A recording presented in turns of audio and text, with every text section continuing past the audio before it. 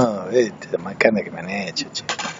27 de agosto, Erasmo de Rotterdam. Estamos con la educación y la educación del príncipe, el rey, y confrontando la concepción pedagógica del manual para el buen gobernante de Erasmo con la de Maquiavelo.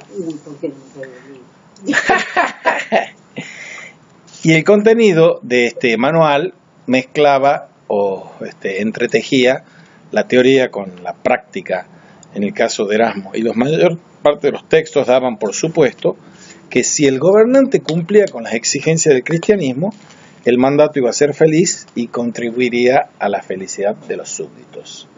A lo que apuntaba este buen señor es a la educación de la conciencia. Ya hemos visto que la libertad de la conciencia era una de las cosas más sagradas, ese templo sagrado del hombre, de cada hombre. Eso era así para Tomás Moro y eso era así también para Erasmo. Para el caso de Lutero, como veremos, es una cosa un poco más complicada y sombría, porque la conciencia natural está viciada por el pecado. En la educación del príncipe cristiano se expresa bien esta idea de que la buena marcha de un reino depende de la buena educación del príncipe. Y Erasmo así se aproximaba al género de los espejos de los príncipes y tenía algunos antecedentes notorios, que no nos vamos a meter en eso, y lo que él está haciendo es una indicación que no se sabe si la leyó Carlos V. Les cuento un breve detalle del ejercicio del poder de Carlos V, que comparado con el de su hijo Felipe II, era una maravilla. Pero Felipe II lo arruinó bastante en muchos sentidos. Pero Carlos V era un tipo que tenía un asesor teológico, ya sean sus abuelitos le han regalado las Indias occidentales, con los reyes católicos, y él tenía para asesores teológicos, políticos, teológicos, económicos, porque todos los asesores tenían que ser teólogos, la ciencia madre era la teología, y tenía uno que se llamaba Ginés de Sepúlveda. Y Ginés de Sepúlveda era un tipo que lo aconsejaba a Carlos V diciendo cómo tenía que manejarse en estas Indias occidentales. Y él le decía, citando, porque estos eran juristas, teólogos, moralistas, etc., le decía, siguiendo a Aristóteles y a Santo Tomás de Aquino, que hay algunos hombres que nacen esclavos, nacen bestias, nacen a mentes, sin mente. Por eso que era potestad y legitimidad de potestad del emperador o príncipe cristiano dominarlos a estas bestias, usar sus propiedades porque ellos no eran los aborígenes legítimos propietarios. Gobernarlos significa que ellos no podían gobernarse a sí mismos. Pero esa es la leyenda rosa que le hacían los teólogos a este señor.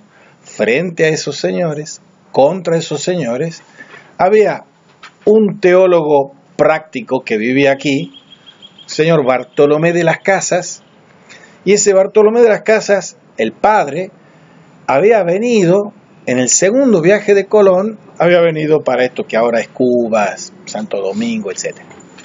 La Española se llamaba. Y el joven Bartolomé de las Casas, como su papá, habían recibido en herencia por sus servicios de hidalgos que estaban conquistando para el rey el oro y todas esas cosas, tenía un lote de esclavos. Y ese lote de esclavos lo tenían con buena conciencia porque los asesores teológicos del rey y del papa decían, adelante con la cruz y la espada, que eso está santificado porque le estamos haciendo el favor de evangelizarlos. Estos se van a la condenación y gracias a que venimos nosotros lo evangelizamos. Y había un grupito de dominicos que está Fray Antón de Montesinos, entre ellos, y predican una homilía que escucha el joven encomendero Bartolomé de las Casas, en la que, con el Antiguo y el Nuevo Testamento, le están diciendo al señor, al hijo de don Cristóbal, a Diego, que era el gobernador de la isla, le dice a él y a todo su gabinete, ustedes se van a condenar se van a ir al infierno, cuando la gente creía en el infierno y esas cosas, ¿no? Porque están explotando a esa gente. Y esa gente son seres humanos. Eso lo escucha Bartolomé de las Casas y entonces se convierte, y en esa conversión él se convierte en el apóstol de los indios. Y mandaban informes que llegaban a la metrópolis, a España.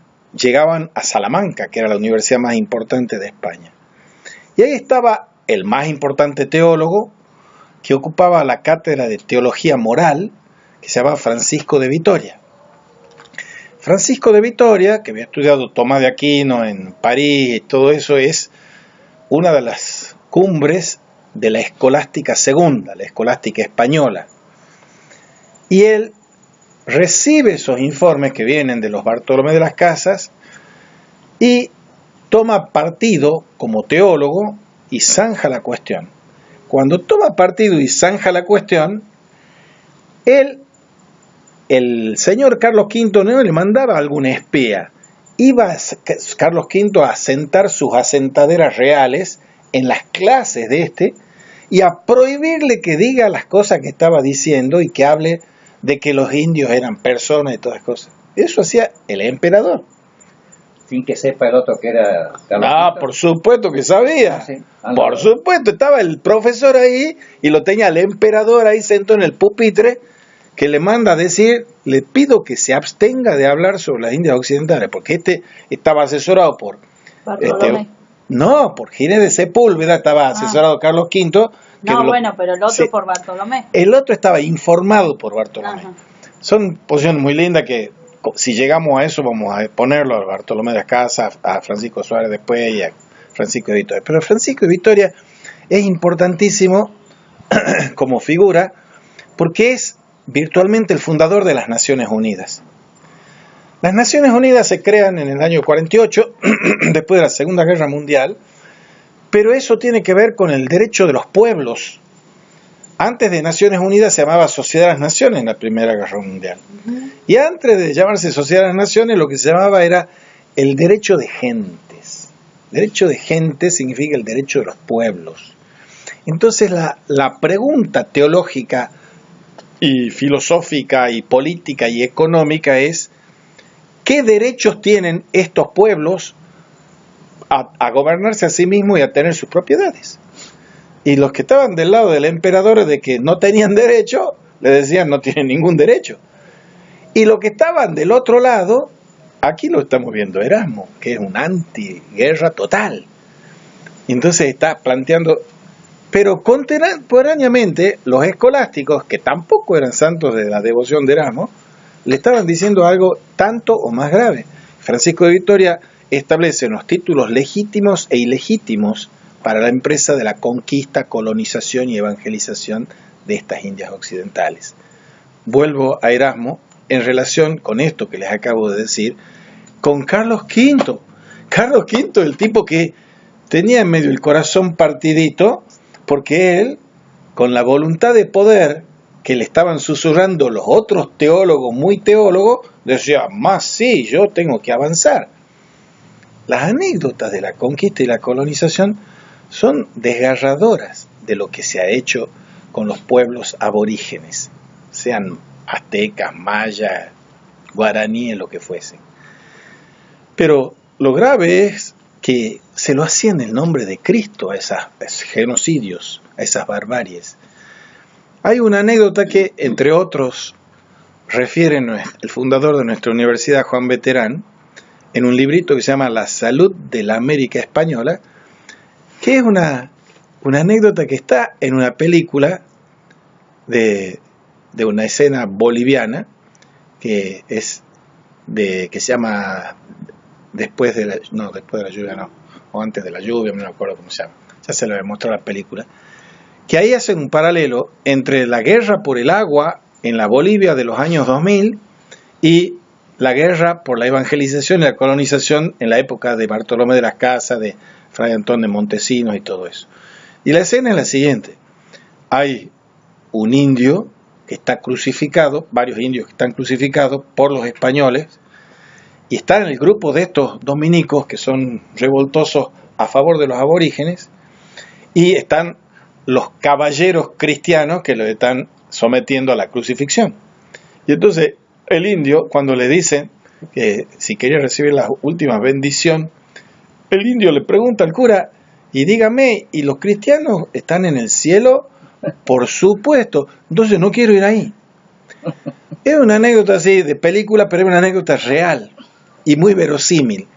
Entonces, ubicar a Erasmo en relación con Carlos V y lo que vendrá después con Felipe II es aún peor en la depredación, en el aplastamiento de estos pueblos, es ubicar cuáles son las claves o los diapasones que están sonando en las cuestiones teológicos, político, económicas de la época.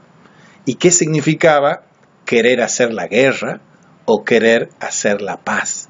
Que el último texto que vamos a ver de Erasmo va a ser el sobre el libre albedrío, que es con Lutero. Y la lucha fundamental ahí es que Lutero está a favor de la represión del campesinado y del pobrerío, y Erasmo está en contra de esa represión.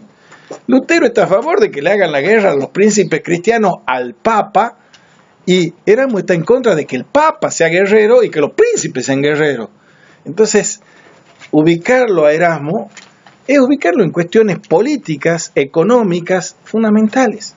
Hoy hablamos que los argentinos tienen un problema grave con la inflación. ¿Ustedes saben cuándo empezó la inflación? Mundialmente, en la historia económica, la inflación empieza con la colonización de América y con el oro que iba y la plata que iba de Potosí a Holanda, Inglaterra, España. Porque iba a Holanda, Inglaterra, porque Holanda e Inglaterra le daban plata a los alemanes, a los españoles, para que hagan la guerra, y ellos se quedaban con la plata. Entonces la acumulación de capital del oro que nos han robado aquí, para decirlo como si yo fuese un aborigen napolitano gallego, ese oro es el origen de la inflación. Y lo que nosotros hacemos son anotaciones a pie de página de esa inflación originaria operada por... Origen de la banca y el interés, digamos, pero de las finanzas. Todo eso, que tiene unos antecedentes, por supuesto. Los antecedentes, interesante la cuestión, la usura era pecado en la Edad Media. Lutero tiene un escrito en contra de la usura. Santo Tomás tiene un escrito contra la usura. Antes que exista Adam Smith, y estamos hablando del siglo XVIII y la Ilustración, estaba en el siglo XVI el pensamiento económico, teológico económico de Salamanca, de estos señores. Entonces, los holandeses, que tenían también el corazón partido entre los españoles y los ingleses y todo eso, y los ingleses, que ya tenían con su Enrique VIII, nosotros nos las cortamos solos, y dice, vamos a hacer negocio que no lo haga el Papa corrupto, lo hagamos nosotros. Entonces, el tema de la bancarrota viene de Italia en realidad, es anterior. La bancarrota, con la cuestión de los intereses, se viene a disparar al final de la Edad Media y el comienzo de la modernidad.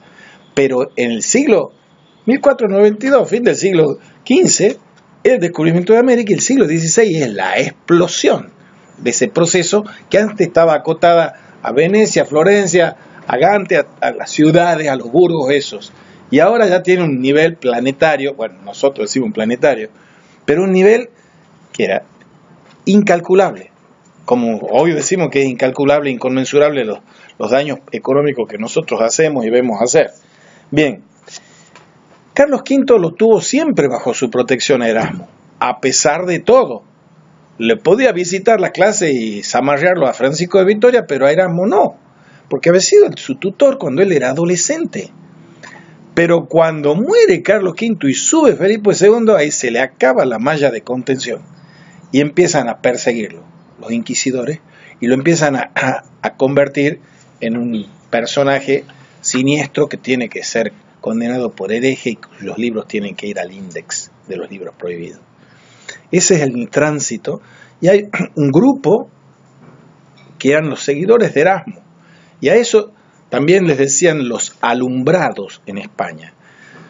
Los acusaban cuando los querían mandar a la hoguera de la Inquisición, o que la Inquisición los visitara a algún monje o algún cura, monja, les decían que era un alumbrado, que era un erasmiano, en la época de Felipe II.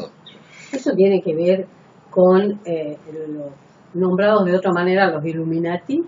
No, No, pero no, pero Porque sí, con lo sí, sí, que, sí. la vez anterior que yo no vine en esta última, hablaban de, en este momento no me acuerdo cuál, pero que tenía Helio, ¿cómo era una de las esculturas?